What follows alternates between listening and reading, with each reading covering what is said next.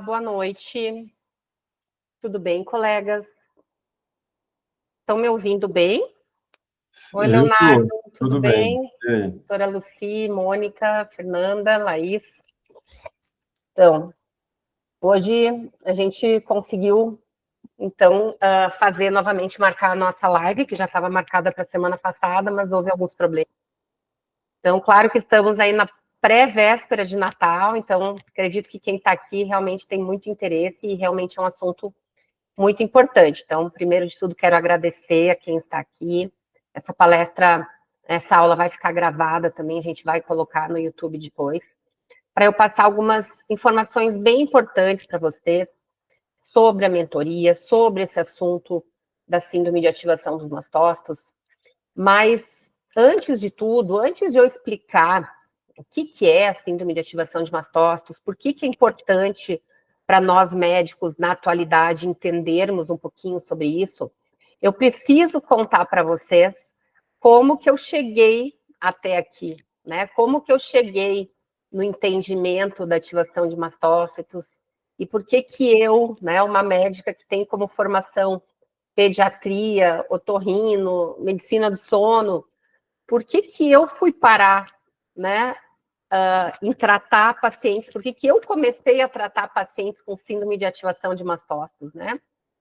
Então, eu quero contar para vocês essa minha jornada dentro desta condição, como que eu aprendi tudo isso e por que eu sinto essa necessidade tão grande de compartilhar esse conhecimento. Bom, primeiro de tudo, quero me apresentar. Para quem não me conhece, meu nome é Karine Petri, eu sou cristã, sou mãe da Isabela, esposa do Elton, sou gaúcha, como vocês podem ver pelo meu sotaque, moro em Brasília há cerca de 18 anos, sou médica formada pela PUC do Rio Grande do Sul, tenho título de especialista em pediatria e otorrinolaringologia, e mais uma especialização com área de atuação em medicina do sono, de crianças e adultos, tenho mestrado pela PUC do Rio Grande do Sul, e nos últimos 5 anos tenho me dedicado à medicina funcional, com cursos na área de prática ortomolecular, medicina funcional integrativa. Estou pós-graduanda e professora da pós-graduação Longevidade Saudável, do Dr. Ítalo Rachid. Tenho consultório privado em Brasília e não tenho conflito de interesses. Essa é a minha rede social, para quem quiser me seguir.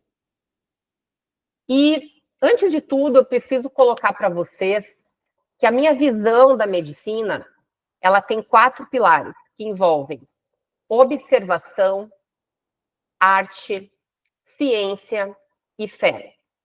É assim que eu entendo a medicina e é assim que eu tenho conduzido os meus casos, os meus pacientes, desde que eu me formei médica. Eu também entendo a medicina hoje de uma forma mais ampla, uma medicina que não é baseada somente no tratamento dos sintomas, mas sim na busca das causas raiz dos problemas e no entendimento da complexidade do paciente como um todo. E foi com essa visão que eu cheguei na síndrome de ativação de mastócitos como causa de vários problemas dos meus pacientes.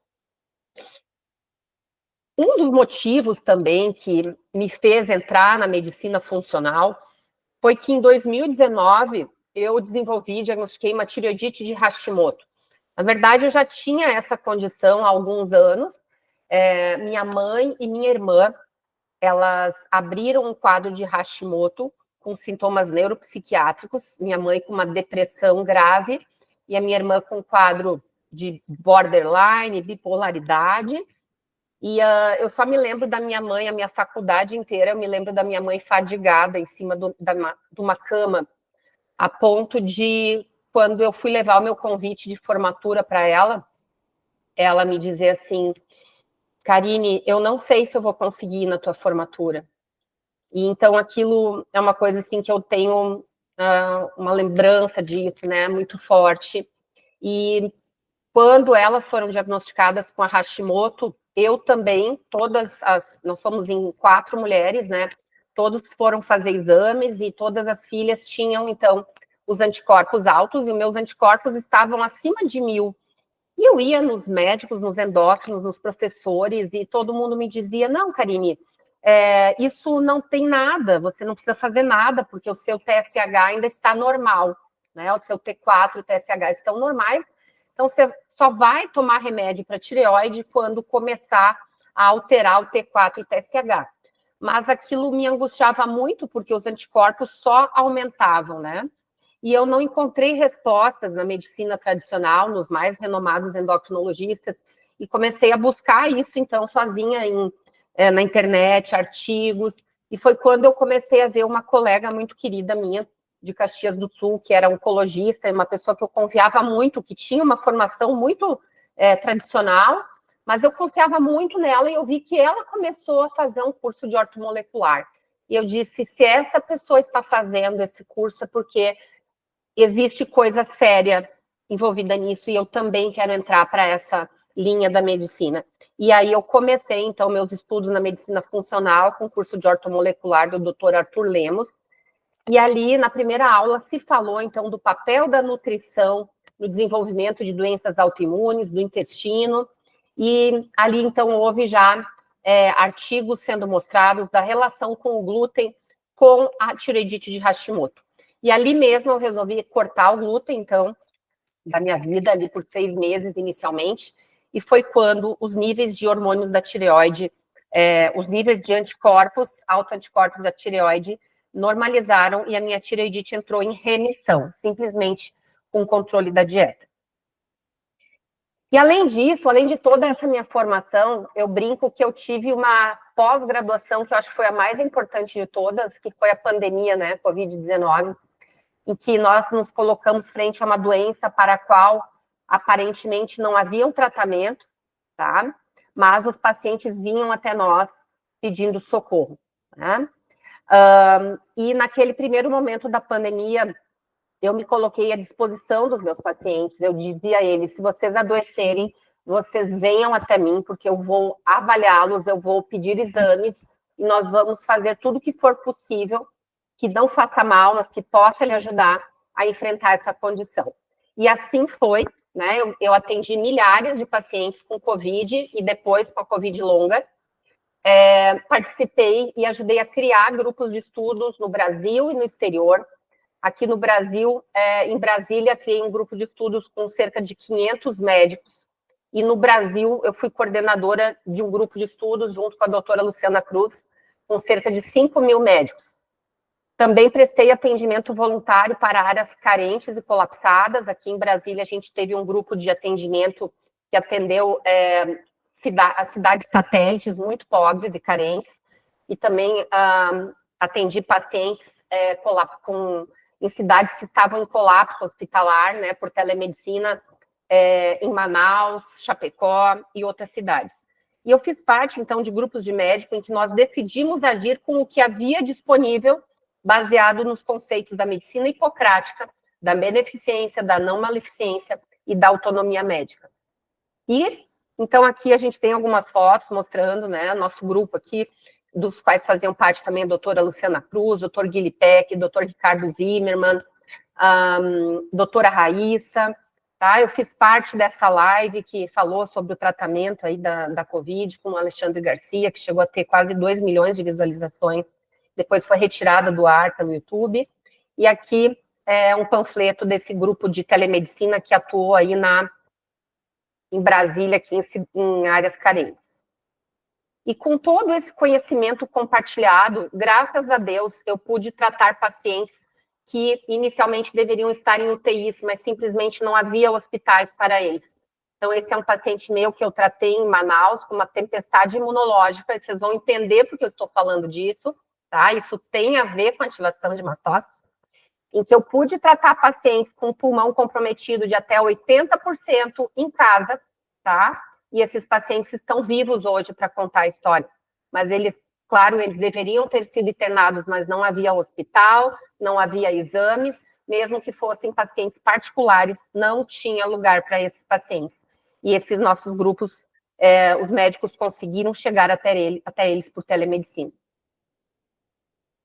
E a gente começou a tratar essa tempestade inflamatória de uma forma muito intuitiva, né? Então, nós fazíamos os exames de sangue, viam os marcadores alterados, a proteína C reativa alterada, e a gente começou a utilizar, baseado em estudos também do SARS-CoV-1, em colegas que já estavam fazendo isso e tendo bons resultados, como o Dr. Zeballos, depois ele teve esse trabalho publicado, inclusive, começamos a tratar com corticoides e substâncias que provocavam uma desinflamação do organismo. E os estudos foram saindo, e não é que a ativação de mastócitos nos pulmões em pacientes com patologia pulmonar grave associada à COVID, esses pacientes, essa tempestade imunológica, ela era provocada pelos mastócitos? Também saíram artigos aqui de 2021 mostrando que a ativação de mastócitos está envolvida na fisiopatologia da COVID longa. Também tivemos grupos de colegas dos Estados Unidos, como esse FLCCC, eu até deixei aqui o QR Code para quem quiser acessar, que já lá do início da pandemia, né, nos Estados Unidos, primeiro bateu muito forte a COVID lá, eles já nos sugeriam alguns suplementos, medicamentos que poderiam ajudar a acalmar essa inflamação provocada pela COVID-19. Então, ainda que não houvesse um tratamento específico, nós poderíamos utilizar de medicamentos, de suplementos reposicionados para tratar a tempestade inflamatória. E aí, depois que passou o pior momento da pandemia, nós continuamos estudando aqui em Brasília, onde eu estou agora, no meu consultório. Nós continuamos com grupos de estudos presenciais, então até o Leonardo que está aqui faz parte desse grupo de estudo, em que nós nos reunimos mensalmente para discutir assuntos relacionados à medicina funcional, inclusive síndrome pós-Covid. Já dei uma aula de ativação de mastócitos nesse grupo aqui em fevereiro desse ano, e ali a gente continua discutindo de forma continuada os nossos achados, as nossas observações para a melhora da nossa prática clínica.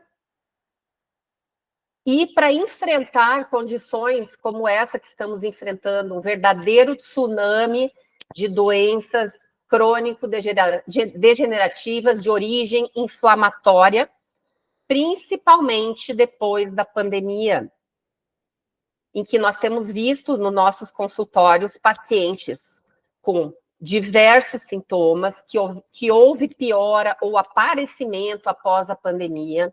Então, pacientes que apresentam fadiga, brain fog, dor muscular, dor articular, alterações intestinais, constipação, diarreia, lesões de pele, falta de ar, doenças autoimunes. E aí a gente já tem uma das primeiras publicações disso aqui em 2020, e que foi identificada essa COVID longa, e pasmem, até hoje tem colegas que não sabem do que se trata, mas ela está presente todo dia nos consultórios dos médicos de todo esse Brasil e também do mundo, de uma forma muito intensa. Então, se eu for perguntar para vocês aqui, certamente algum de vocês também tem condições como essas, né? Mas muitas vezes isso não se dá um nome a isso, né? Então, a COVID longa, ela tem essa definição, né, de uma condição multissistêmica, com diversos sintomas que apareceram após a COVID, mas também após, podemos dizer, após o contato com a proteína spike, tanto da vacina quanto, às vezes, quanto do vírus também. E esse estudo recentemente aqui, essa reportagem, né, mostrou, falando sobre um estudo brasileiro que foi publicado agora, essa semana, esse reportagem aqui é do dia 18 de dezembro, ó.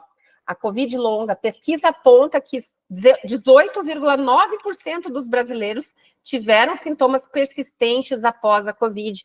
E é isso que a gente está vendo nos consultórios, né? Muitas pessoas com sintomas que não melhoram, e a gente precisa pensar nessa condição inflamatória que tenha a ver com os mastócitos. E olha isso que interessante, né? Um outro estudo aqui, né, publicado em 2024, no British Medical Journal, mostrando que o mundo inteiro ainda sofre, tá?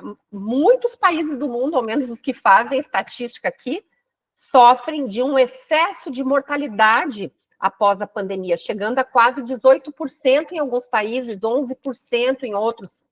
Então, esse excesso de mortalidade teria a ver, talvez, com essa condição inflamatória, da qual eu vou falar aqui para vocês? Eu acredito que sim.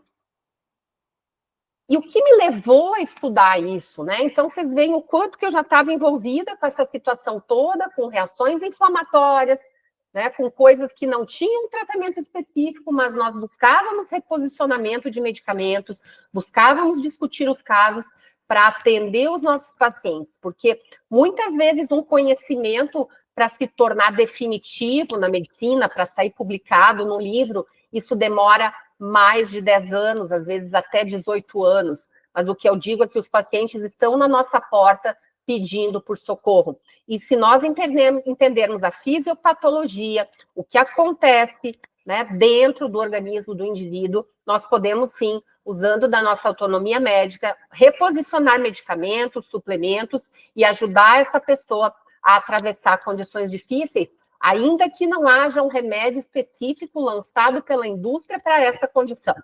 E foi isso que nós fizemos, e é isso que nós vamos aprender a fazer. Vocês vão ver como que eu agi aqui frente a essa condição chamada síndrome de ativação de mastócitos.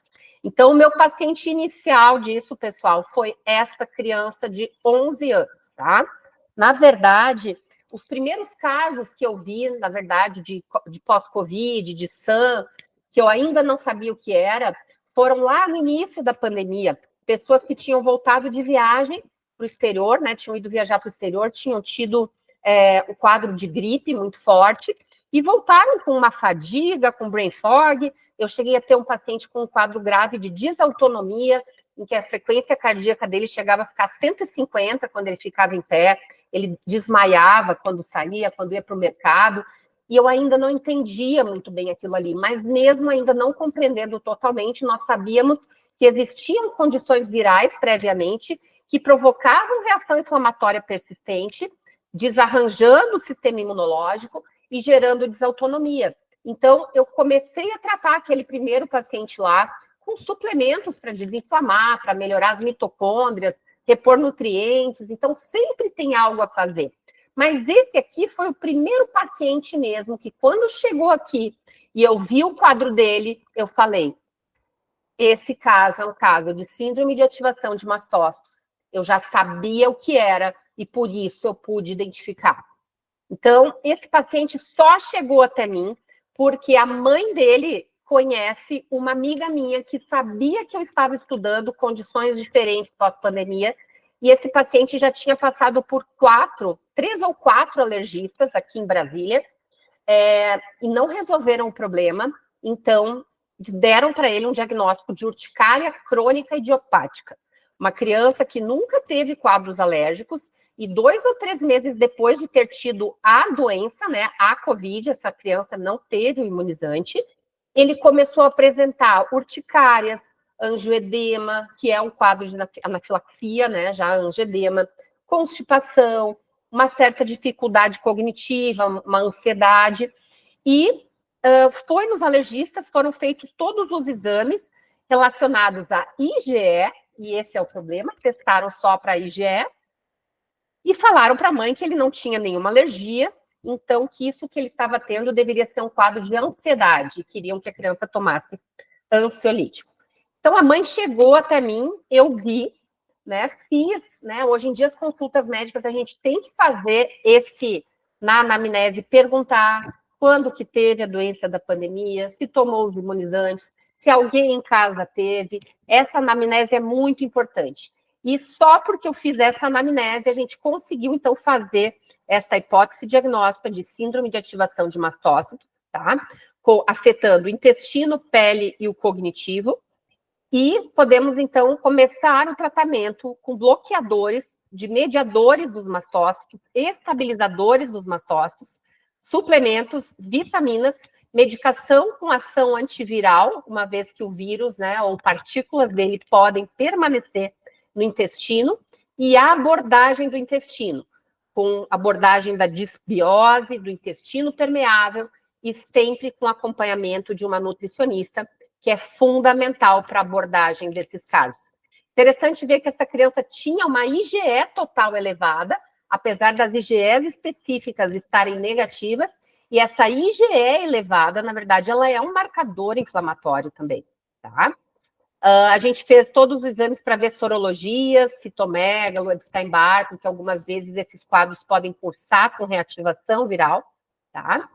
E então fizemos o tratamento, os pais toparam a dieta, toparam o acompanhamento com a nutricionista, e essa criança conseguiu reverter esse quadro. Ele não tinha quadro anterior sugestivo de ativação de mastócitos, tá? Foi um quadro puramente desencadeado pela proteína spike, e até hoje ele está muito bem, não voltou a ter o quadro. Isso aí já vai fazer praticamente 2 anos. Então, essa frase é muito importante, né? Quem não sabe o que busca, não identifica o que acha. Então, se vem um quadro desse no meu consultório, eu nunca ouvi falar da síndrome de ativação de mastócito. Eu também não vou atrás disso. Eu nunca ouvi falar que o COVID podia estar associado a isso. Eu nunca vou identificar. E essa criança vai ser, né, vai estar para sempre fadada a ficar usando ali antihistamínicos de forma continuada, né? E mesmo assim não controlando, porque aquele angioedema que a criança teve foi em uso de antihistamínico, e não, isso gera uma situação muito grande de medo, de insegurança, em que os pais já não sabiam mais com que alimentar essa criança.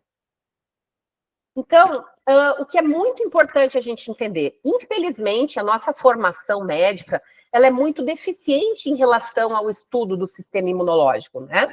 Nós estudamos esse sistema que é tão complexo lá nas matérias básicas, no primeiro ano da faculdade, em que muitas vezes a gente não tem nem noção do quão importante é entender sobre isso, né?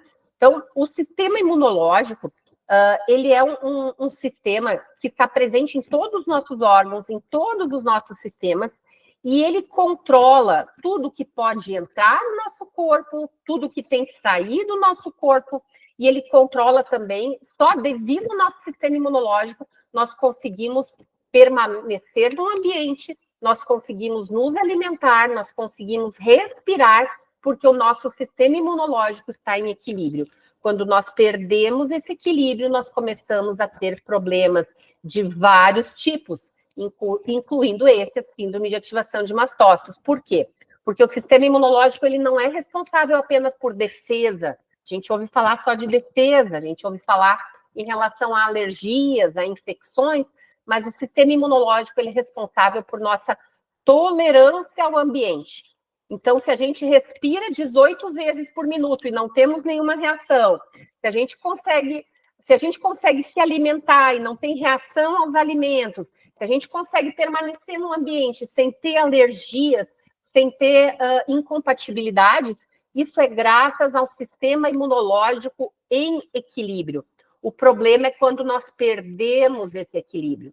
E hoje em dia o nosso sistema imunológico ele tem sofrido ataques de várias montas. Né? Eu digo assim que é como cutucar uma onça com vara curta. Esse filósofo alemão ele tem uma frase que eu gosto muito.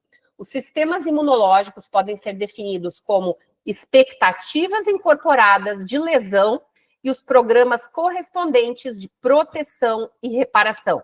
Então, e para isso é fundamental o mastócito, essa célula tão pouco falada e tão pouco lembrada. Ela é importante para a defesa, para a tolerância imunológica, tolerância ao ambiente, tolerância alimentar e também para o processo de reparação tecidual. Então, sempre que há um dano, tem que ocorrer um reparo. E o mastócito sempre vai ser recrutado para isso. Eu gosto de fazer essa analogia, né, que nosso corpo tem várias barreiras, é como se fosse várias muralhas da China, muito longas, muito compridas, né, em todo o nosso corpo. Nós temos essas muralhas no cérebro, que é a barreira hematoencefálica, no intestino, que é a nossa barreira intestinal, na pele, e sem elas nós estaríamos perdidos. Mas, além disso, nessas muralhas, elas precisam de guardiões. E o principal guardião dessas muralhas se chama mastócito. Para quem não conhece, eu lhe apresento essa célulazinha aqui, que aparece tão pequenininha aqui, o mastócito, e que a gente ouve falar tão pouco dele. E até se vocês forem procurar uma figura dessas aqui na internet, vocês vão ter dificuldade de achar uma figura que aparece o mastócito, tá? Então, ele foi esquecido por muito tempo. Apesar de ter sido descoberto no século XIX, por ser uma célula que não está na circulação, e sim nos tecidos, muitas vezes ele não foi lembrado. E a maior parte das condições associadas aos mastócitos foram descritas aí já há cerca de 20, 30 anos. Essa condição que eu vou falar para vocês hoje, ela foi descrita há uns 16 anos, ou seja, eu já tinha até saído da faculdade, então, assim, pouquíssimos médicos ouvem falar disso, e até mesmo os alergistas, imunologistas, ouvem falar, eles pensam pouco nisso, tá? Então, o meu intuito com isso tudo é trazer à tona a importância dessa célula, que é amplamente proeminente em áreas que fazem fronteira com o meio externo, é o que eu falei para vocês. É a célula que está lá na nossa muralha, na nossa barreira, principalmente na pele, nas mucosas, no trato digestivo, boca, conjuntiva, nariz, trato gastrointestinal, trato geniturinário, e é responsável por processos de defesa, tolerância imunológica e reparo tecidual. Então, ela nasce na medula óssea, mas ela tem a sua formação final lá nos tecidos, no tecido conjuntivo. Então, esse é o mastócito, tá? Ele é uma célula de defesa que, quando ele tem essa coloração, a gente vê com métodos de imunohistoquímica, tá? Então, para ele ser enxergado no tecido, numa biópsia, por exemplo, a gente tem que pedir uma imunohistoquímica especial, senão ele passa desapercebido. E aí, quando a gente faz essa coloração, a gente enxerga todos esses grânulos dentro dele. E dentro desses grânulos, pessoal, tem milhares de substâncias, tá? Milhares de mediadores inflamatórios. E quando eu digo milhares, é milhares mesmo, tá? Se acha que tem cerca de 1.200 tipos, ao menos, descritos de substâncias dentro dos mastócitos. E aí a gente tem as mais conhecidas, né?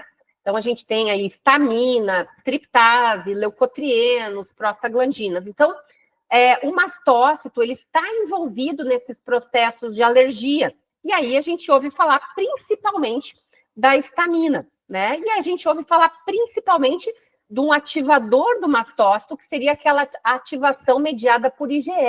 E é essa que os alergistas têm medido lá nos consultórios, com os testes cutâneos, com o prick test, né? Ou com as IgEs específicas que a gente vê nos exames de sangue, tá? Porém, existem muitos outros gatilhos para ativar esse mastócito. Então, o mastócito, normalmente, ele está lá no tecido conjuntivo, na sua função de guardião, né? E ele fica lá em repouso. E quando ele é ativado, tá? Se abre, né? Esse mastócito perde a sua estabilidade, a sua membrana abre e libera, aí sim, no tecido e na circulação, milhares de mediadores inflamatórios que vão ser responsáveis pelos sintomas que a gente vai ver. Então, aqui é o tecido conjuntivo, né? Normalmente a gente pensa, no tecido conjuntivo não tem nada, né? Não é um tecido importante. Ele simplesmente conecta todos os tecidos uns aos outros. Então, ele é extremamente importante e muitas coisas acontecem dentro dele, tá? Então, olha só, aqui a gente tem o mastócito, né? Essa célula aqui azuladinha, roxinha. E aí a gente vê que ele se relaciona com as fibras elásticas, com as fibras de colágeno, ele se relaciona com as fibras nervosas, tá? E ele que comanda, com os vasos sanguíneos também, e ele comanda toda a orquestra imunológica. Então, se ele vê que é um vírus que está entrando, esse vírus vai ativar o mastócito vai chamar os linfócitos. Se ele verificar que é uma bactéria, ele vai chamar lá, então, leucócitos bastonados para combater. Então, ele vai dar esse comando inicial aí nessa orquestra imunológica. E quando ele é ativado e libera todas as substâncias inflamatórias, todas as citocinas, leucotrienos, prostaglandinas, heparina também, essas substâncias, elas vão se interrelacionar com todas essas estruturas presentes, com nervos, com vasos sanguíneos, com outras células, e por isso que, dependendo do tecido que ele tiver, se for no pulmão, se for no coração, a gente vai ter sintomatologia diferente, e a gente pode ter alterações nos vasos sanguíneos, a gente pode ter neuropatias, por essa relação do mastócito com essas estruturas dentro dos nervos. E aí existem, na verdade, vários tipos de doença dos mastócitos, tá, pessoal? Essa classificação é importante, mas o que eu quero falar para vocês? Eu quero acentuar que é sobre essa aqui que a gente vai falar, a síndrome de ativação dos mastócitos, tá? Então, a gente tem a gente tem a ativação dos mastócitos, que quer dizer o quê? Ele vai ser ativado, mas ele não vai sofrer um processo, né, de reprodução, digamos assim, né? Ele não vai ter um aumento do número dos mastócitos, mas apenas uma ativação, diferente dessas outras condições em que nós temos doenças proliferativas. Mastocitose cutânea, né? Então, que é uma condição que pode ter sintomas de ativação de mastócito, mas vai ter também muitas lesões disseminadas na pele, tá? E a gente vai ter a mastocitose sistêmica, que é uma doença muito mais agressiva, muito mais rara, em que a gente vai ter também um comprometimento de órgãos e muitas vezes ela vai se comportar como se fosse uma leucemia. Então, são apresentações diferentes, tá? Podemos ter até sarcoma relacionado aos mastócitos, e existe essa condição, que é a alfa-triptasemia hereditária, que é uma condição semelhante à ativação de mastócitos, mas num grau muito maior, e que a gente vai poder diferenciar isso pelo nível dessa substância triptase, que eu vou mostrar para vocês, mas também pelo grau, né, pelo comprometimento em relação a sintomas, a gravidade dos sintomas, e também em relação à questão de que muitas vezes essa é uma condição que a pessoa já tem desde o nascimento e tem outras pessoas na família também com essa situação. Então, a síndrome de ativação dos mastócitos, ou síndrome de ativação mastocitária, ela ocorre, pessoal, em cerca de 17% da população. Isso é muita gente, tá? É muita gente, tanto que eu não estou dando conta, eu preciso de mais colegas que entendam disso, tá? Porque tem muitas pessoas precisando de ajuda, né? E a gente pode ajudar muito melhor, é que a gente consegue tratar e a gente consegue ajudar as pessoas e não tem nada mais gratificante que isso, tá? Então, são pessoas que, desde o nascimento, elas podem ter uma predisposição, mas ao longo da vida elas vão apresentando gatilhos que vão fazendo a doença se mostrar de uma forma mais intensa, tá?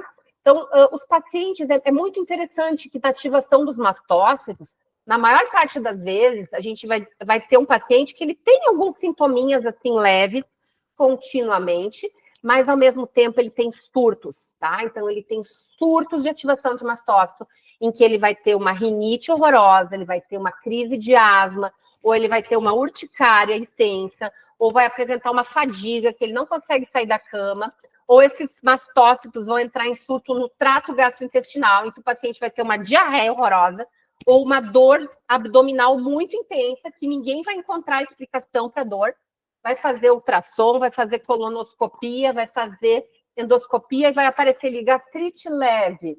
Gastrite leve, mas por que eu tenho tanta dor se essa gastrite é leve, se nem H. pylori tem e se nem doença celíaca eu tenho? Tá? Então, é aquela coisa que o paciente passa a vida inteira com sintomas e não encontra uma explicação. Tá?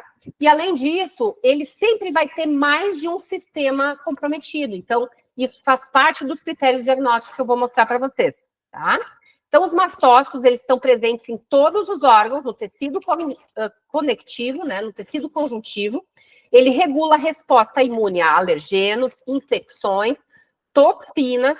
Por isso que os pacientes que têm essa ativação dos mastócitos, eles também têm muita intolerância a medicamentos, muita intolerância a excipientes, a ingredientes de alimentos, tá? E eles regula a resposta inflamatória, a hematopoiese, tá? E células endoteliais. Gente, então, praticamente, a gente pode dizer que esses mastócitos regulam tudo, certo? Porque todas as doenças evoluem com essas alterações aqui fisiológicas, tá? Então, se ele altera a resposta inflamatória, a gente pode ter pacientes com imunodeficiência, mas aquelas imunodeficiências que eu recebo aqui toda hora, que já foi no imunologista e não encontra causa, que já foi no alergista, que já tomou todos os tipos de suplementos do mundo e não consegue melhorar. Continua tendo infecções, sinusites de repetição, continua tendo, como eu peguei essa semana, um paciente com celulites de repetição, tá? Hematopoiese. Então, através dessa ativação de mastócitos, vocês podem esperar qualquer tipo de alteração na linhagem de medula óssea, e a gente pode falar aí de plaquetopenia, a gente pode falar de leucocitose, como eu tive uma paciente recentemente, uma leucocitose inexplicada, passou em tudo que é infecto, passou em tudo que é imunologista e não se encontrou por que aquela leucocitose, né? E ela achando que estava evoluindo com câncer, tá? Uma leucemia. E aí a gente tratou, a gente desativou esses mastócitos e a leucocitose magicamente desapareceu, né? Células endoteliais, então, se nós estamos falando de endotélio, ativação de mastócitos pode provocar o quê, pessoal, que nós temos visto aí? Trombose, infarto, AVC, tá? Por isso que a ativação de mastócitos ela é vista atualmente como um dos principais mecanismos fisiopatológicos relacionados à COVID longa e também à COVID, tá? Então, todas essas substâncias aí são lançadas na circulação, histamina, triptase, que é um dos marcadores mais específicos, mas se estamos falando de específicos, sabemos que não é sensível o suficiente, ou seja, se ele vier negativo, não quer dizer que o paciente não tenha a condição, tá? Prostaglandina, leucotrienos e até heparina. Por isso que os pacientes que têm ativação de mastócitos podem ter o quê? Sangramentos disfuncionais, alteração de coagulação. Esses pacientes, eles podem ter, por exemplo, se for mulher, sangramento uterino disfuncional. Quantas mulheres depois da COVID não tiveram isso? Ou mesmo que não tenham COVID, né? Esses pacientes podem ter miomas. Por quê? Porque esse mastócito secreta fatores de crescimento desordenado, tá? Então, miomas, adenomiose, endometriose, cistos, tudo tem a ver com mastócitos. Frente a um paciente com isso, nós temos que lembrar dos mastócitos. Heparina também provoca sangramento nasal. Eu que sou otorrino, pessoal, tenho humildade para dizer que eu não sabia disso, tá? Perdão, mas a gente tem que estar aberto sempre para aprender todo dia. Então, heparina, temos que pensar nisso naqueles pacientes que não param com sangramento nasal, mesmo com cauterização, tá? E até sangramento intestinal também, numa crise de mastócitos intestinal, você pode ter sangramento intestinal, certo? E aí a gente tem, gente, inúmeros gatilhos, tá? Aqui mostra só alguns receptores, tá? Porém, isso aqui tem, assim, mais de 1000 tipos de receptores, tá? Receptores aí para vírus, né? Então, para proteína spike, que eu vou mostrar para vocês, influenza, arboviroses, e aí a gente está falando de dengue também, e a dengue, sim, é também uma tempestade imunológica provocada pelos mastócitos, tá? Então, muitas vezes o paciente vai morrer mais da resposta inflamatória do corpo dele do que do vírus em si. E é por isso que pessoas que têm ativação de mastócitos têm uma chance maior de ter dengue grave, tá? E existe até um marcador, que é a quimase, que está aqui embaixo, que é um marcador que se usa para prognóstico de dengue. Então, se a pessoa tem muita quimase, ela tem muita ativação de mastócitos, ela tem a chance de ter uma dengue mais grave. E não é à toa que na última epidemia de dengue que a gente teve aqui em Brasília, eu tratei mais de 200 pacientes, pessoal. Eu não tive nenhum paciente que internou com dengue. Alguns caíram poucas plaquetas, mas com esse tratamento, né, um tratamento que eu digo assim, na verdade, uma modulação da imunidade, tá? A gente consegue estabilizar aquela tempestade inflamatória e ajudar o paciente a evoluir melhor, tá? E aí, outros gatilhos aqui, fungos, né? O fungo, as micotoxinas são péssimas para o mastócito, né? E elas estão em toda parte. Doença de Lyme, que é uma doença extremamente subdiagnosticada também no Brasil, mas nós temos Lyme. Ano passado eu fiz diagnóstico de uns 5 casos de Lyme. Gatilhos ambientais, então calor, frio, umidade, as mudanças de temperatura, o estresse, temperatura, né? Como eu falei, calor, frio, alguns alimentos, medicamentos, infelizmente, alguns imunizantes, variações hormonais, proteínas, como a proteína spike também faz ativar esse mastócito. E o grande problema é o seguinte, ó, depois que ele está ativado, tá, nessa síndrome de ativação de mastócitos, não é tão simples desativar ele. Na maior parte das vezes, você não vai conseguir desativar ele em 10 dias, tá? Isso é um processo que pode levar 2, 3 meses, mas você consegue trazer o paciente para uma situação de equilíbrio, que é o que se quer, tá? Então, o mastócito, né, normalmente, eu gosto de dizer assim, é como se o normal é ele reagir frente a uma infecção, tá? Isso é normal. Porém, ele, depois de uns 10 a 15 dias, ele vai retornar à sua normalidade e a seu estado, né, inativado nos tecidos. Então, quem tem essa propensão à ativação dos mastócitos, tá? Essa pessoa vai ativar o mastócito e ele vai continuar essa resposta inflamatória constante, sistêmica, e os próprios mediadores que ele libera vão ativar outros mastócitos em outras áreas do corpo. Então, se formam vários loopings, e é por isso que o tratamento disso exige não somente, não existe uma receita pronta, existe uma estratégia, e é isso que eu vou ensinar. É isso, a minha experiência frente à ativação de mastócitos. E aqui é um slide, ele ficou um pouquinho pequeno, mas também é de um trabalho mostrando como a spike ativa os mastócitos, né? Então, a spike se gruda na membrana do mastócito e faz ele ter um rompimento da sua membrana e uma tempestade inflamatória se forma, com a liberação de muitos mediadores ao mesmo tempo, né? Levando esse processo que a gente chama de degranulação, o recrutamento de células imunológicas com inflamação e lesão tecidual, tá? E o grande problema de tudo, gente, o que é? A compartimentalização da medicina. Então, né, aqui é uma figura ilustrativa, né, para brincar um pouquinho com isso, né? Isso aqui fala sobre, existe uma lenda asiática que fala sobre um elefante que foi levado para uma cidade onde tinha ali seis pessoas cegas, e se colocou esse elefante para as pessoas cegas palparem ele e tentar identificar o que era aquilo, né? Mas cada um deles falou que cada um deles pegou somente uma parte do elefante. Então, um dizia assim, não, a orelha é um ventilador, o outro viu a tromba lá, é uma cobra, o outro viu a perna do elefante, achou que fosse um tronco de uma árvore, uma parede, uma corda, e assim por diante. Então, na medicina que é compartimentalizada, é assim que ocorre. Cada médico vai ver a ativação de mastócitos e vai dizer que é uma coisa diferente. Vai dizer, não, você tem rinite. Aí vai lá no gastro, não, você tem SIBO, você tem distensão abdominal, você tem SIBO. Aí vai no médico, vai no ginecologista, você tem endometriose. Aí vai no neurologista, você tem uma demência, tá? Uma alteração cognitiva, você tem um TDAH, você tem um TEA, tá? Então, se dá nomes para as partes, mas a base imunológica é a mesma, que é a ativação de mastócitos.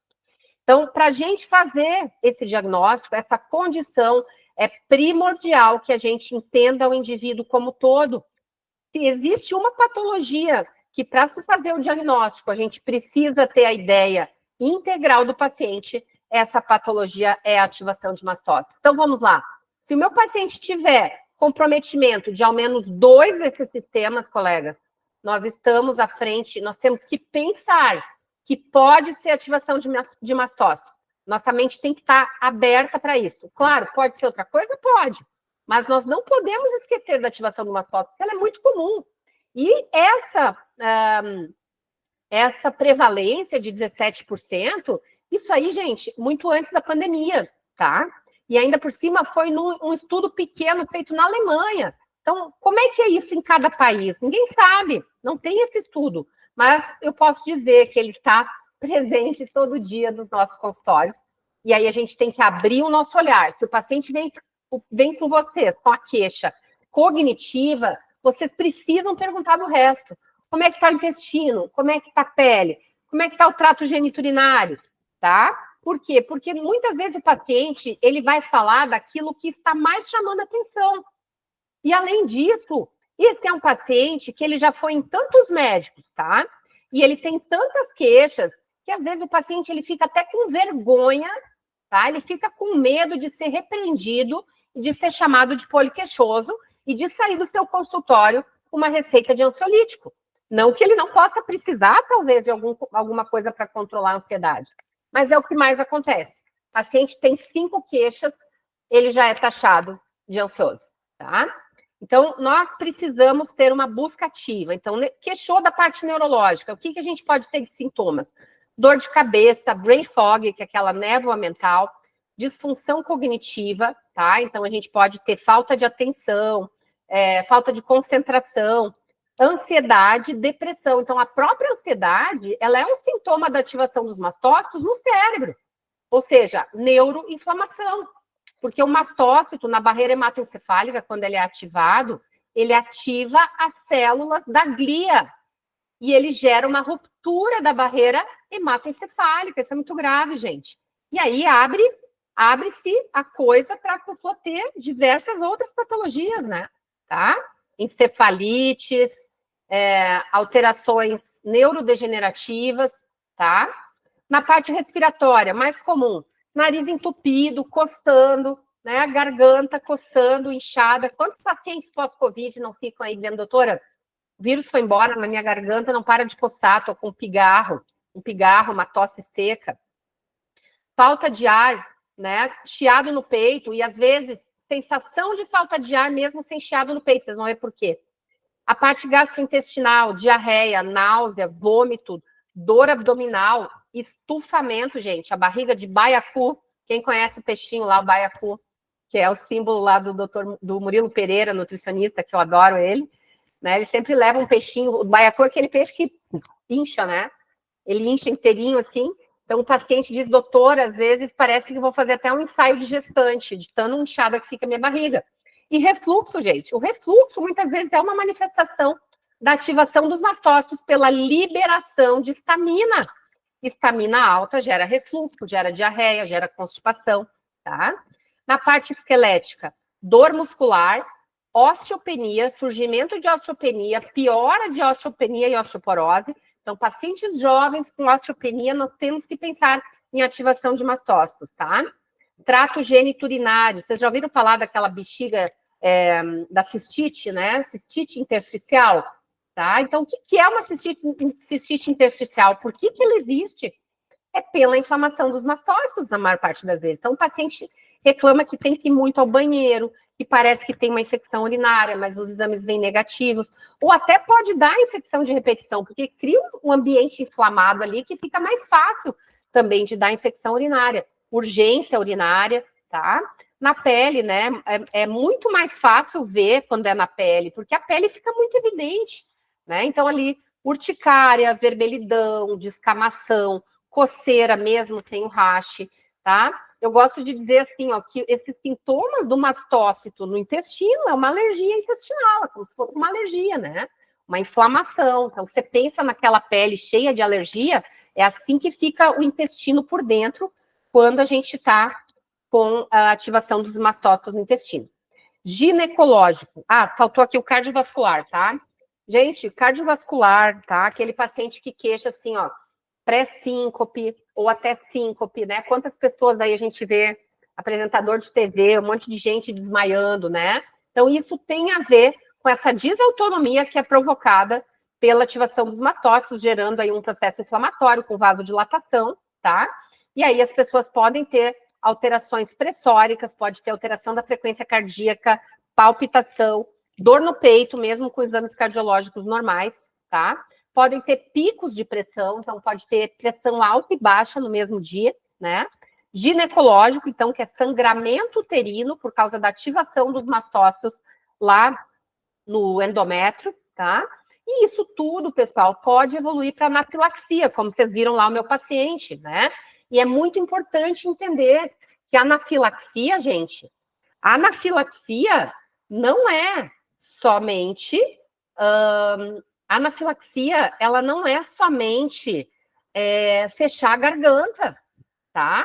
A anafilaxia pode se manifestar, então, como angioedema, como edema periorbitário, pode se manifestar por sintomas gastrointestinais, vômito, gente, é um sinal de anafilaxia. E como é que a gente trata isso, né? Então, assim, nós vamos ter uma aula sobre anafilaxia com um imunologista maravilhoso de São Paulo, Dr. Pinho, que vai nos mostrar como nós médicos tratamos mal a anafilaxia, porque a gente não aprende isso, né? A gente acha que só tem que dar adrenalina quando o paciente está na última, né? E na verdade, não. O tratamento, né, de uma crise de anafilaxia precisa ser com adrenalina, tá? Por quê? Porque o paciente pode entrar num colapso que você não consegue mais resgatar. E o que eu vejo toda hora é os pacientes recebendo adrenalina em último caso, tá? O que está errado. E a gente vai aprender sobre isso. E eu digo que nós vamos ter aulas tão maravilhosas, né? Que eu também vou ter oportunidade de aprender com vocês aí, com esses profissionais que vão participar. E olha só, pessoal, que interessante, né? Os mastócitos no sistema nervoso autônomo, vocês lembram lá que eu mostrei aquela fotinho, né, do mastócito no meio do tecido conjuntivo, junto das fibras, né, das fibras nervosas, aquelas fibras periféricas bem fininhas, né? Então não é à toa, gente, que quando a gente tem essa ativação de mastócitos, que é uma reação inflamatória sistêmica, nós vamos ter sintomas de desautonomia. Então, se eu falar para vocês que a maior parte das desautonomias hoje em dia tem a ver com ativação de mastócitos, eu não sei se vocês vão acreditar em mim, mas está nos artigos, tá? E eu tenho respostas maravilhosas da desautonomia, o tratamento da desautonomia, simplesmente por bloquear os mastócitos, tá? Por bloquear essa reação inflamatória. E, claro, algumas outras medidas, então a gente vai ter aula de desautonomia, porque isso faz parte, e nós não sabemos nada de desautonomia. A gente diz para os pacientes que ele tem síndrome vasovagal e pronto, viva com isso, e está errado, tem tratamento, o paciente pode viver bem, tá? E é uma área maravilhosa de estudo. Eu vou dizer para vocês que eu estou encantada e viciada em estudar isso, tá? Porque cada vez eu enxergo novas possibilidades no tratamento da ativação de mastócitos. E olha só os sintomas da desautonomia, como a gente conhece pouco isso, né? Vou dizer a gente, porque eu também, gente. Eu comecei a estudar isso a fundo aí tem 4 anos, certo? Mas a minha vontade era de já ter dado essas aulas antes, porque eu me sinto, assim, num dever de comunicar isso ao mundo, né? Porque eu acho, é como se eu tivesse descoberto a roda, tivesse tomado uma pílula vermelha e enxergasse as coisas e as doenças de uma forma diferente agora, com uma nova forma de eu poder atuar, tá? Que antes eu não sabia, eu fico pensando, meu Deus, quantos pacientes eu não deixei passar com isso, mas eu não sabia. E agora que eu sei, eu me sinto no dever de passar isso adiante, tá? Então, olha os sintomas de desautonomia, né? Dificuldade de ficar em pé. Então, os pacientes ficam, eles não, à medida que eles ficam em pé, eles vão ficando tontos, né? Eles não conseguem ficar muito tempo ali lavando uma louça, ou aquela pessoa que trabalhava em pé já não consegue mais, se sente mal. Desmaios é o último estágio, né? Mas o paciente pode ter câimbras, tá? Pode ter contraturas, dor no peito, distúrbios visuais, tá? Uma dor assim como se fosse sentir umas coisinhas pinicando na pele, fraqueza, cefaleia com enxaqueca, olhos avermelhados, dificuldades de concentração, dificuldades do sono, gente. Eu sou médica do sono, não sabia disso. Olha só. Tá? Então, o paciente pode ter um sono interrompido, um sono de má qualidade, ele pode ter dificuldade para iniciar, dificuldade para manter, ele pode ter pesadelos, ele pode ter síndrome das pernas inquietas, tudo por causa da desautonomia e do excesso de estamina. A estamina no cérebro em excesso provoca problema de sono, tá? Pupilas dilatadas, tontura, diarreia, tudo isso é desautonomia, tá? Batimentos cardíacos irregulares, problemas gastrointestinais, então a gente pode ter muito comum gastroparesia, né? Eu digo assim para o paciente, é como se você estivesse tomando um Ozempic, mas você não tá. O paciente diz, doutor, eu como pouco, eu me sinto cheio, não consigo comer mais. E aí é aquele paciente que pode perder peso mesmo sem fazer dieta, tá? Pressão muito baixa, alterações de apetite, né? Mudanças, às vezes tá com muita fome, às vezes não tá com fome nenhuma. Fadiga, pessoal. Fadiga é mastócito, é desautonomia. Tremores, tá? Sede excessiva, memória ruim, a pessoa não consegue relaxar, disfunção erétil. Quantos aí pós-Covid, tá? E não é só pós-Covid, gente, pós-dengue, tá? Eu tô com 2 pacientes que desencadearam uma ativação de mastócitos, assim, muito intensa, tá? A ponto de tirá-los da sua função. Foi depois da dengue, depois dessa dengue braba que a gente teve aqui em Brasília, né? Aqui acho que foi o epicentro da coisa, que a gente chegou a não ter hospital para internar, se precisasse, né? Graças a Deus eu não precisei, porque meus pacientes foram tratados, mas quem precisava de leito não tinha, né? Então, a gente pode ter também dificuldade de respirar, náusea, tá? O paciente diz assim, ó, doutora, às vezes me dá uma sensação aqui que eu não consigo respirar fundo, parece que o ar não vai, eu não consigo respirar até o fim, tá? É isso que eles falam. E muitas vezes eles têm um diagnóstico de uma ansiedade, não, isso aí tá ansiedade, tá aqui teu estalopram, né? Então, assim, nós temos que começar a entender, isso sim é buscar a causa dos problemas, né? A raiz do problema, tá?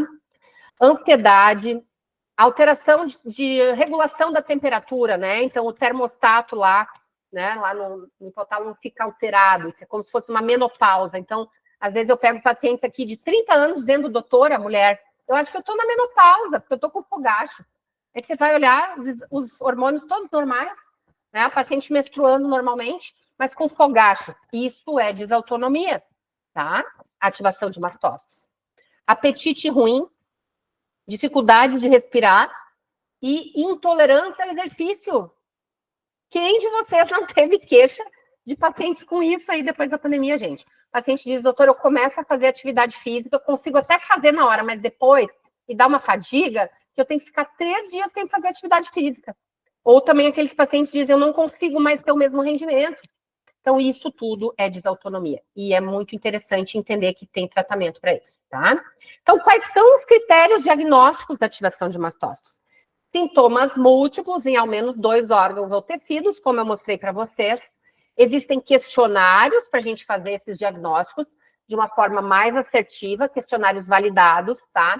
Pela Academia Americana de Alergia e Imunologia. Eu vou passar todos esses questionários para vocês, que nos permitem fazer esse diagnóstico de uma forma muito linda, tá? Claro que os marcadores são importantes, que a gente vai falar, mas nesse caso, a clínica realmente é soberana, tá? O paciente vai ter essa característica também de ter surtos, ele vai dizer, doutora, eu tenho alguns sintomas persistentes, mas tem dias que é um surto, que eu não consigo sair da cama, né? Ou que eu não consigo me lembrar de nada. Eu me lembro muito bem, uma colega do pós-Covid, que entrou em contato. Ela era uma colega anestesista, ela foi para o trabalho, ela tinha tido Covid, foi para o trabalho, chegou no trabalho, como é que liga o carrinho de anestesia? Ela não lembrava mais, apagou da cabeça dela, tá? Então, é esse tipo de situação que a gente chama de brain fog. A pessoa esquece o nome do filho, tá? Esquece processos que para ela eram muito claros, mas ao mesmo tempo se lembra de coisas antigas, tá? Então, é um pouco diferente, né, de processo de demência. E são situações em que aquela nuvem vai e vem. Tem horas que ela está muito bem e tem horas que ela não lembra de nada, tá? A gente vai ter, então, olha os critérios aí, pessoal. Sintomas múltiplos em ao menos 2 órgãos, geralmente a presença de surtos, evidência de mediadores de mastócitos aumentados. Isso aqui é importante enfatizar. Isso aqui ajuda, mas às vezes atrapalha. Por quê? Porque aquele médico que acha que para fazer um diagnóstico de uma coisa, o exame é o mais importante, esse médico não vai fazer o diagnóstico de ativação de mastócito. Por quê? Primeiro, porque tem paciente que não tem dinheiro para fazer esse exame, porque esse exame o convênio não paga. E aí você não vai tratar a pessoa, vai deixar ela lá, miserável, morrendo com seus sintomas? Não. Você vai tratar baseado na clínica, certo? Segunda coisa, paciente fez o exame deu negativo. O doutor vai dizer, não, você não tem ativação de mastócitos com toda essa miríade de sintomas? Não, você tem ativação de mastócito, mas seu teste deu falso negativo. Nós vamos procurar de outra forma fazer esse diagnóstico. Então, assim, essas coisas podem acontecer, nós precisamos entender que os exames não são o mais importante nesta condição, tá? Então, a gente pede, sim, alguns mediadores, tá? O mais específico é a triptase. Específico não quer dizer sensível. Lembrem destas palavras, tá? Por que eu vou falar isso para vocês? De todos os pacientes que eu tive até hoje, que foram muitos, tá? Eu tenho, assim, só depois que eu comecei a aplicar os questionários, eu tenho uns 200 pacientes, tá? Então, um deles deu a triptase acima do nível normal de referência. Mas nós bem sabemos, nós médicos que trabalhamos com a medicina funcional, né, que os níveis de referência não são os níveis ideais. E em relação aos mastócitos, isso é fundamental. Tanto que essa triptase, ela pode vir negativa. E o que você vai falar para o seu paciente? Ok, deu negativo, mas você tem sintomas o suficiente para nós fazermos o tratamento, tá? E quando você tiver um surto, você deve coletar de novo, tentar coletar de novo, porque um aumento de 2 pontos na triptase em relação ao basal vai também fazer o diagnóstico, porque esse é um marcador que não existe um valor único que é normal para todo mundo, entendem? Porque os mastócitos de cada um é diferente, a quantidade de triptase que eu tenho é diferente da quantidade de triptase que você tem. Então, ele depende de um basal e de um aumento em relação a esse basal, tá? Ou de um valor absoluto acima de 11, ok? E aí a gente pode procurar também nos tecidos a histamina, né? Gente do céu, o que tem de gente com histamina alta, tá todo mundo estaminado, vocês não têm ideia, quando vocês começarem a procurar, vocês vão ver, tá? Então, a histamina alta, a gente não lembra que a histamina alta, ela não provoca só urticária, só congestão nasal, a histamina alta provoca neuroinflamação, a histamina alta provoca constipação, provoca refluxo, provoca distensão abdominal. Então, nós temos que saber que existem receptores para histamina em todos os órgãos do corpo, tá? E provoca até neuropatia também, certo? Só que são receptores diferentes. Em alguns lugares nós vamos ter H1, em outro H2, H3 e H4. Eu que sou otorrino, não tinha ouvido falar direito que tinha receptor de histamina no labirinto. Então, eu tenho pacientes que têm, durante as crises, tá? Surtos de mastócitos, eles têm sintomas de disfunção do labirinto, eles ficam com vertigem, tá? Isso é muito interessante, né? Evidências de mastócitos nos tecidos, tá? Então, assim, esse pode ser uma outra forma da gente ver o mastócito, e vou dizer que é o padrão ouro, tá? Então, assim, se você tem um paciente com lesões de pele, que seriam umas lesões amarronzadas, tá? Que eu vou mostrar na mentoria para você, essas lesões, elas podem ser biopsiadas. Só que a própria biópsia, você tem que pedir uma coloração específica, você tem que pedir uma imunohistoquímica específica, porque senão o paciente não vai fazer o diagnóstico. Você pode pedir uma biópsia de intestino, do estômago, em pacientes que têm queixas disso. Claro, você não vai fazer uma endoscopia por fazer, não tem queixa gastrointestinal, vamos ver se tem mastócito lá, não. Você vai fazer porque o paciente tem queixas gastrointestinais e precisa realizar esse exame, certo? Então, é um paciente que nós temos que trazer à tona, nós temos que trazer para um plano real as queixas dele e tornar uma doença que parece invisível, entre aspas, tá? Trazer essa doença para a visibilidade, para ele ser compreendido, né? E para não ser refutado, e para ele ser validado em relação às suas queixas. Então, a gente tem sintomas, surtos, evidência de mediadores aumentados ou os mastócitos nos tecidos, e esse critério, gente, aqui, ó, ele é fundamental. A resposta parcial aos estabilizadores de mastócitos e bloqueadores dos mediadores. Então, assim, tem quadro clínico, é mais de 2 sistemas, você vai pedir os exames, mas você não vai deixar esse paciente sofrendo 2 meses até ele fazer os exames e voltar no seu consultório. Você vai começar a tratar esse paciente. Depois de uma semana, ele vai dizer, doutor, graças a Deus que eu te encontrei, porque eu estou muito melhor de uma coisa que eu nunca tinha achado uma explicação para o que eu sentia. Então, é muito lindo tratar isso aqui, tá, gente? Então, assim, quais tratamentos existem? Ok, essa é mais uma daquelas doenças, gente, que, vamos dizer assim, ó, não existe um remédio único que é feito para isso. Agora estão tendo alguns anticorpos monoclonais, tá? Que custam aí bem caro, tá? Para o tratamento de SAM. Mas antes de você chegar no anticorpo monoclonal, você vai fazer milhares de outras coisas simples, disponíveis, baratas e com poucos efeitos adversos e que vão transformar a vida da pessoa, certo? Então, aqui é só uma foto de todas as opções, de algumas, né? Não estão todas aqui, certo? Então, os mais comuns, bloqueadores H1, H2, tá? O estilo de vida, obviamente, o controle da ansiedade, porque a ansiedade retroalimenta o sistema. Mas não tem como a gente cuidar disso sem cuidar da dieta e da abordagem do intestino. Então, por isso que nesta mentoria nós teremos a nutricionista que trabalha comigo, maravilhosa, Patrícia Carneiro, tá? Que tá sabendo tudo, assim, tá? Um avião aí no tratamento da abordagem dietética da ativação de mastócitos, né? Porque Aqui também, gente, segue aquela frase clássica do Hipócrates, né? Teu alimento será teu remédio. E isso, para a Sam, é extremamente verdade, né? Porque se a pessoa já está com a estamina alta e ela come alimentos que liberam estamina, ela entra no surto. Semana passada eu tive uma paciente que nós fizemos o diagnóstico, eu falei para ela, olha, você está muito instável, você já precisa tirar alguns alimentos com estamina. Ela quis fazer a festa de despedida do sushi, né? Ela foi parar no hospital, né? Com uma crise de anafilaxia e uma crise de dor terrível pelo corpo, tá? Então, a dieta é muito importante, a abordagem do intestino. Então, a gente usa bloqueadores dos mediadores, de alguns, né, pessoal? Porque vocês lembram que tem 1.200 substâncias, então a gente consegue bloquear alguns, a gente não consegue bloquear todos, porém, a gente bloqueia os principais, né? E estabilizadores dos mastócitos, desde coisas naturais, como a quercetina, que eu adoro, a vitamina C, D, B12, B9, B6, tá? Até medicamentos, tá? Como cromoglicato, cetotifeno, que pode ser usado também, tá?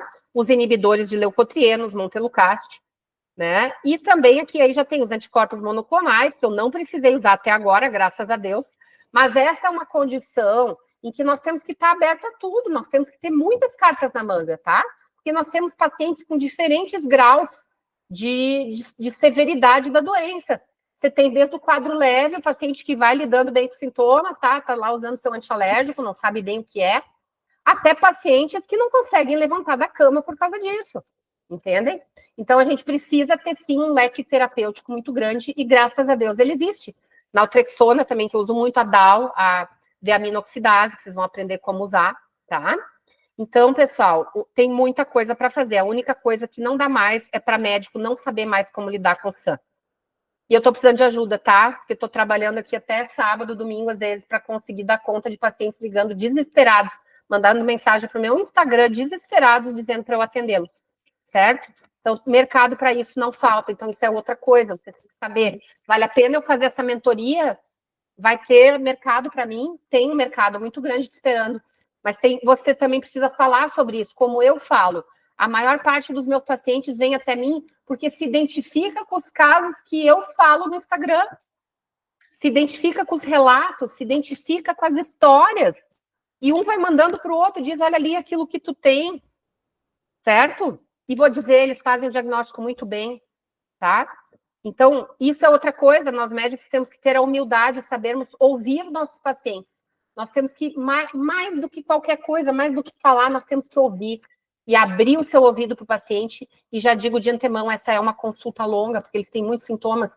E se você não entender tudo que está acontecendo na vida dele, você não consegue botar quieto esses mastócitos. Não consegue fazer um reset. Então, eu falo assim, a gente precisa entender a linha do tempo dos mastócitos. Quando é que entrou em surto, o que foi o gatilho, mas também se essa pessoa tinha sintomas desde criança. E às vezes eu posso estar com um paciente de 70 anos, como eu tive uma essa semana.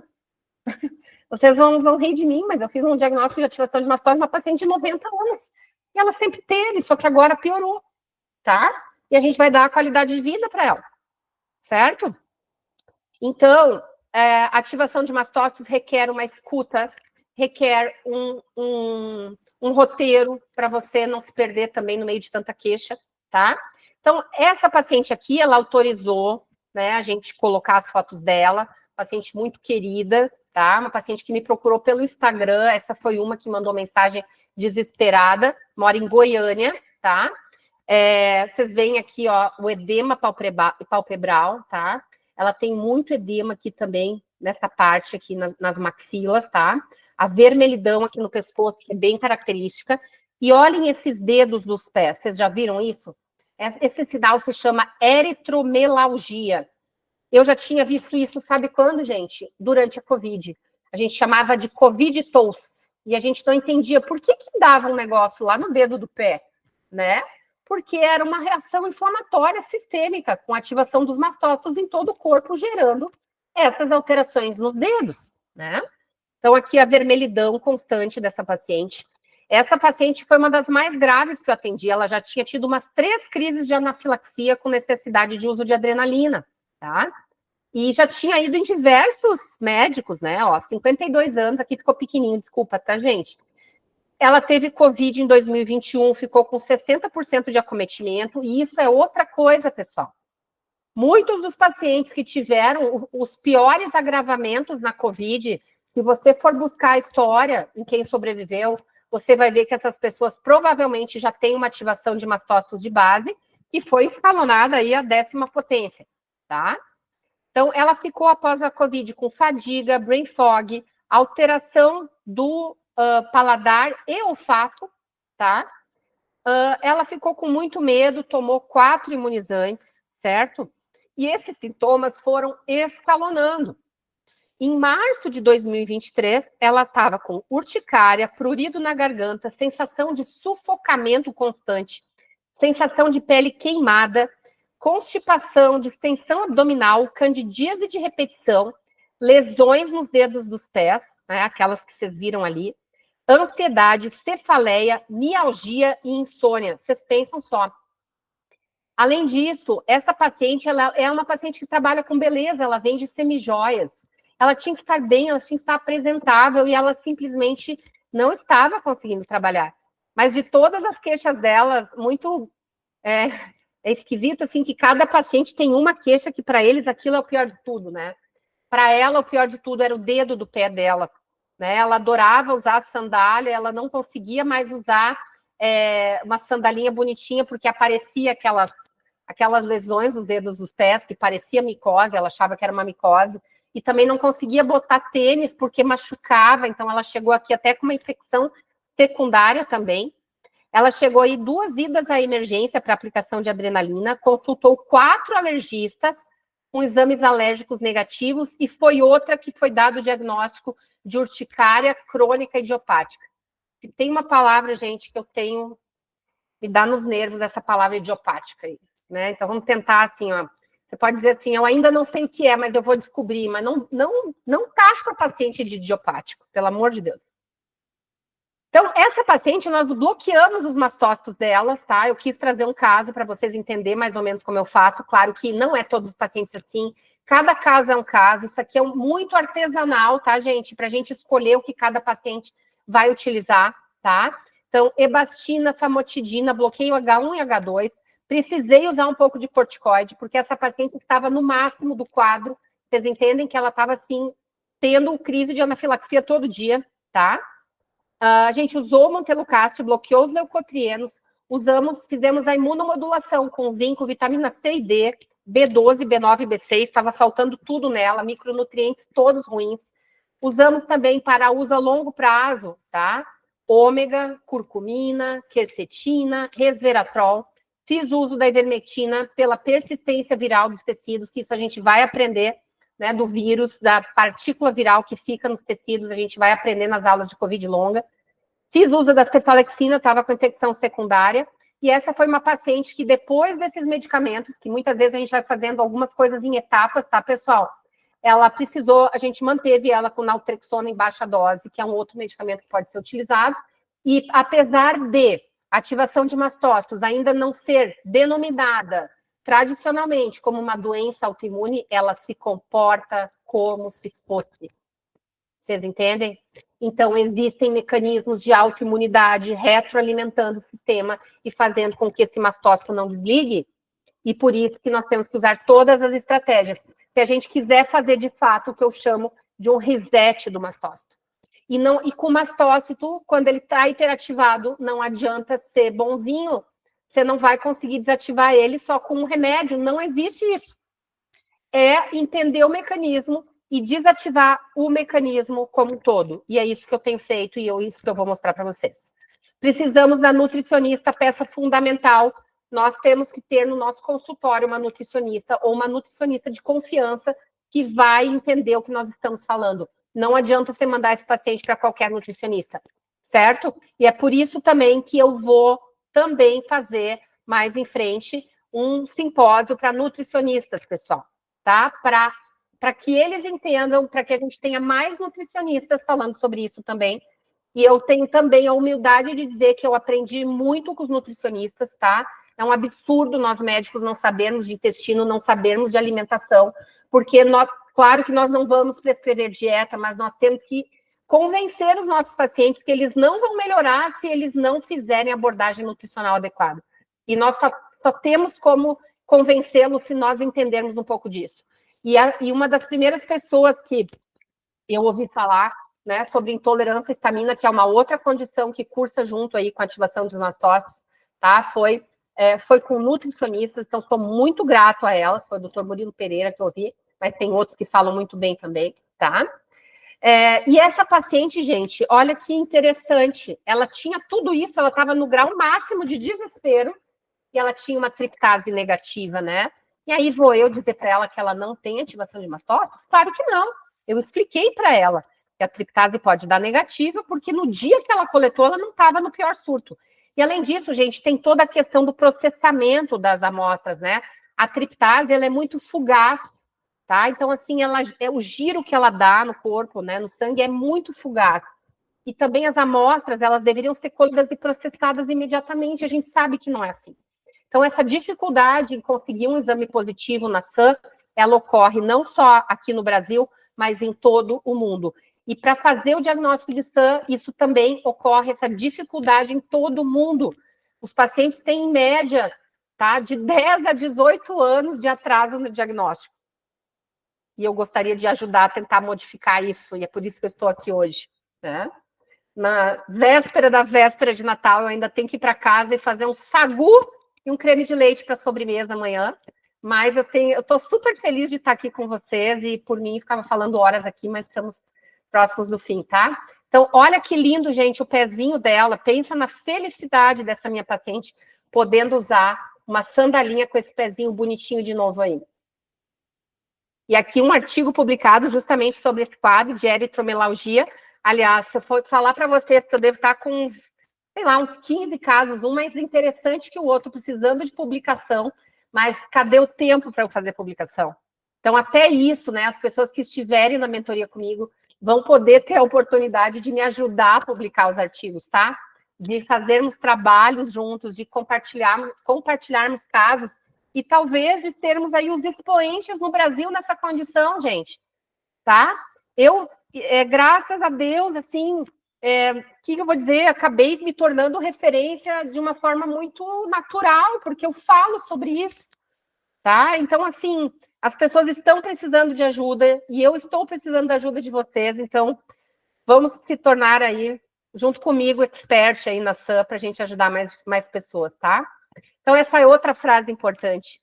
A descoberta consiste em ver o que todos viram, mas pensar no que ninguém pensou. E eu quero que vocês fiquem com essa imagem aqui do mastócito, desse artigo de 2020. Essa é uma célula pluripotente, gente, que dependendo do que for ativado, o paciente pode desenvolver, sim, asma, mas também pode desenvolver câncer, por causa dos fatores de crescimento, certo?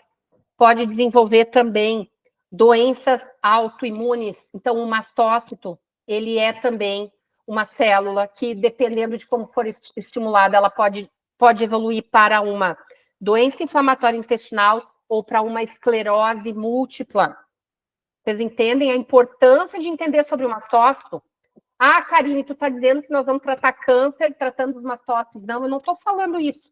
Mas eu estou falando que talvez, se você conseguir estabilizar os mastócitos de uma pessoa, pode ser que você ajude a diminuir a chance dela evoluir com uma neoplasia, certo? E isso eu estou falando, não só estou falando, está nos artigos, se vocês procurarem esse artigo, diz isso, certo? Então, por que a gente não aprende sobre esses mastócitos, né? Eu fico pensando assim, se isso é tão importante, por que eu não aprendi sobre isso? Mas eu também não aprendi a tratar Covid, me falaram que não tinha tratamento. E até hoje, se você for procurar no Google ou nas inteligências artificiais, em qualquer programa de inteligência artificial, vai dizer que não tem tratamento para Covid longa, e estão aí todos os meus pacientes para dizer o contrário. Então, nem sempre a gente vai esperar que um conhecimento se torne oficial para poder utilizar de suplementos simples, de medicamentos reposicionados, para tratar de uma condição inflamatória crônica que leva a tantas doenças de tratamento difícil e que levam a tanto sofrimento. Então, vamos tratar os mastócitos. E outra condição, pessoal, que é extremamente subdiagnosticada, que está nos consultórios diariamente são os pacientes com Ehlers-Danlos, tá? Essa síndrome que tem uma alteração do tecido conjuntivo, em que muitos pacientes têm hipermobilidade. Aliás, aproveitem vocês e testem a sua hipermobilidade e dos seus familiares. Quem consegue dobrar o dedinho aqui além de 90 graus? Eu não consigo. Quem consegue encostar o dedo aqui, o polegar aqui no punho? Eu não consigo. E como é que fica a forma aqui das pernas de vocês quando vocês ficam em pé? E os cotovelos? Quem que consegue colocar as duas mãos no chão sem dobrar as pernas? Isso tudo a gente faz um diagnóstico de hipermobilidade. E há cerca de 5 anos foi descrito essa associação da ativação de mastócitos junto com Ehlers-Danlos. Ou seja, pode ser que, inclusive, essa hipermobilidade ela seja provocada já por uma mutação nos mastócitos que faz com que eles sejam hiperativos desde o nascimento, gerando alterações no tecido conectivo, fazendo com que esses pacientes tenham a pele mais elástica, problemas no reparo tecidual, hérnias, cicatrizes, disfunções imunológicas, infecções de repetição, intolerâncias alimentares, intolerância ambiental, com intolerância a som, intolerância à luz, e muitas vezes são pacientes que vão ter lá na infância o diagnóstico de autismo, mas eles têm uma disfunção imunológica que pode ser tratada e pode diminuir seus problemas neurocognitivos, alérgicos e melhorar, restaurar a tolerância alimentar. Então, isso é muito importante. E quando a gente faz esse diagnóstico aqui, é como se um elo se fechasse e você compreende tudo o que está acontecendo com o paciente. E essa é outra condição extremamente subdiagnosticada. E aí eu quero deixar essa frase, né, que é aqui das minhas inspirações aí, desses meus colegas maravilhosos, Dr. Flávio Cadegiani, Dr. Roberto Zeballos, Dr. Cássio Guimarães. Dr. Cássio vai dar uma aula também aqui sobre POTS, ele é cardiologista, vai falar sobre POTS, sobre inflamação do endotélio, tá?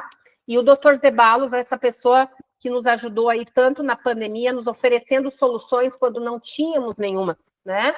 Então, essa frase é dele: o universo conspira para materializar a nossa intenção. E hoje eu estou aqui materializando a minha intenção de mostrar para vocês o conhecimento que eu adquiri, a minha experiência, e mostrar que vocês têm um jeito de tratar muito bem os pacientes com ativação de mastócitos, mas também de identificar pessoas que ainda não têm esse diagnóstico e que têm doenças como essas que eu falei para vocês.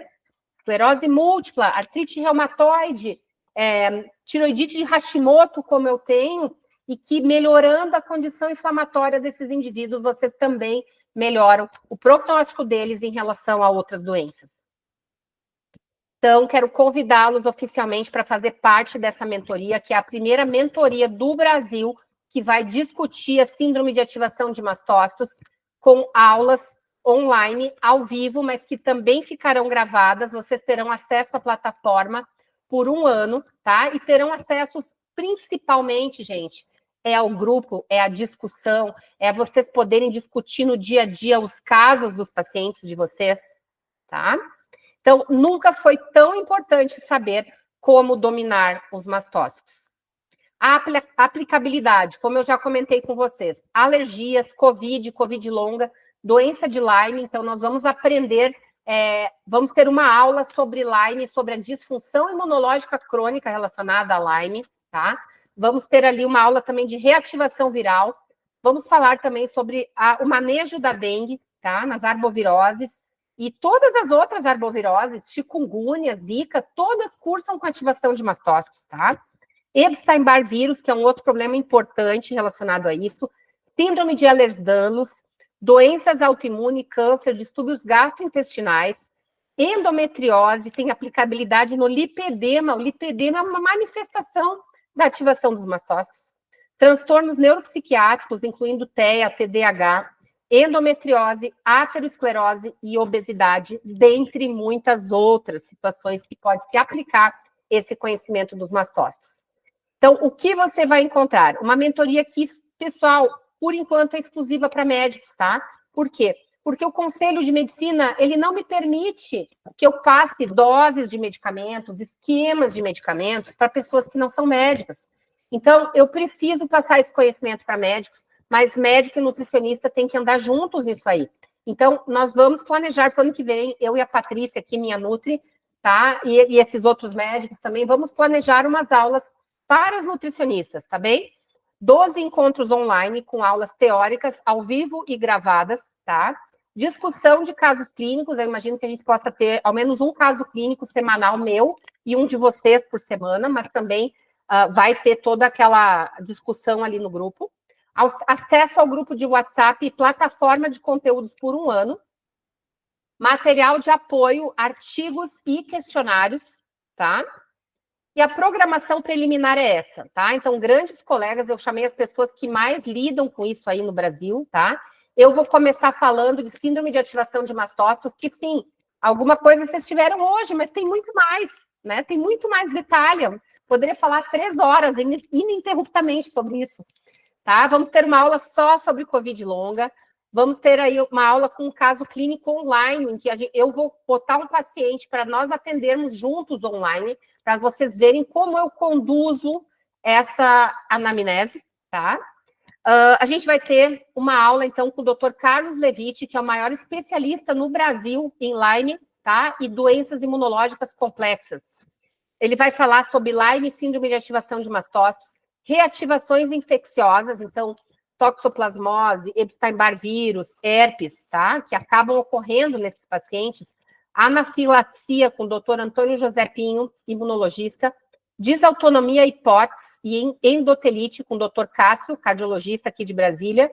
Saúde funcional, autoimunidade e mastócitos com a doutora Vivian Campos. Síndrome de ativação de mastócitos, dor crônica e Ehlers-Danlos com a doutora Tânia Rossi, neurocirurgia funcional de São Paulo. Expossoma e SAM com a doutora Luciana Cruz, minha amiga querida, que vai nos falar, então, sobre toda essa relação do ambiente com a ativação de mastócitos. Trato gastrointestinal e SAM com a doutora Mariana Singer, gastroenterologista funcional de Curitiba. E vamos ter uma aula para falar só sobre naltrexona e suplementos na ativação de mastócitos. Tá ou não tá muito lindo esse programa, hein? Sério, tá demais isso aqui. Mas eu poderia colocar mais umas 12 aulas, mas eu falei, não, mas daí é muito longa essa mentoria, vamos deixar para a mentoria número 2, né? Porque é tanto assunto, assim, é muito, muito interessante. Então, gente, eu tenho um presente de Natal aqui para vocês, tá? Na verdade, eu tenho que até perguntar para o meu marketing ali se está atualizado, tá? Mas eu vou... Acabei tirando aqui, mas vou colocar de novo, que a gente tem um cupom, tá? Para que vocês possam ter acesso aqui à mentoria com um desconto de R$1.000 hoje. Agora, só porque eu falei, não estou conseguindo colocar aqui de novo, mas eu vou colocar aí para vocês, tá? Então, eu quero agradecer demais aqui a presença aqui de 28 pessoas, ao menos, que estiveram presentes aqui nessa aula, que eu considero, assim, muito importante. Eu vou só parar de compartilhar e compartilhar de novo aqui, só um minutinho para eu conseguir acessar esse cupomzinho aqui, que já me deu aqui um branco aqui, eu já vou conseguir mostrar para vocês de novo, tá? Então, entrem lá na mentoria. Aqui, ó, a Laís do marketing botou para mim aqui, tá? Então, vai ter um desconto de R$1.000 para quem adquirir até amanhã, tá? Eu acho que vale muito a pena. Como eu falei, vocês vão ter um retorno disso aí, se vocês começarem, de fato, a falar sobre isso, tá? Eu estou com 95% do meu consultório somente particular neste momento, porque não, infelizmente, tá, pessoal, atender isso por convênio não tem como. São consultas extremamente longas, casos complexos, e tem que gostar disso aqui, tá? E tem que gostar mesmo, porque é uma consulta demorada, mas que o resultado que a gente tem, né, que o paciente tem, realmente é transformador, tá?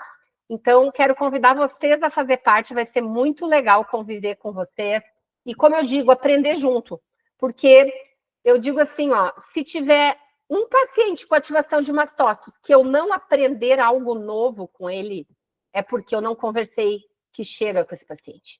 Então, nós sempre aprendemos algo novo quando atendemos casos como esses aí.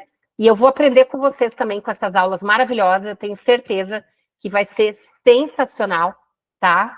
E espero vocês lá, ok? E vou acabar por aqui, porque eu tenho que fazer um sagu para a ceia de Natal amanhã. Então, um abração para vocês, tudo de bom, e nos vemos na mentoria. Tchau, tchau. Feliz Natal e feliz Ano Novo.